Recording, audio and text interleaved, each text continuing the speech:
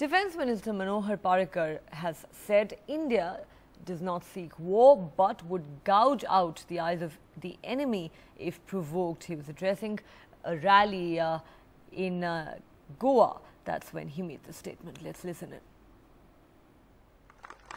3 दीस जाले बॉर्डरीचेर शांत आसा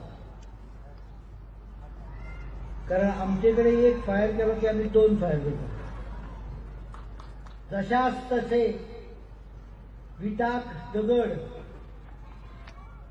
हे जेन्ना कळपाचें तांकां कळ्ळें ऑटोमॅटीक नाका रे बाबा पुरो आता थांबोवया म्हणून आमचे कडेन पावले आमकां युद्ध करपाची खाज ना पण ह्या देशा कडेन वाकड्या दोळ्यान पळोवणारो जर कोण आसत जाल्यार ताजे दोळे काडून ताज्या हातान दिवपाची ताकद ह्या देशा कडेन ह्या सरकारा कडेन आसा हे तुमकां हांव आश्वासन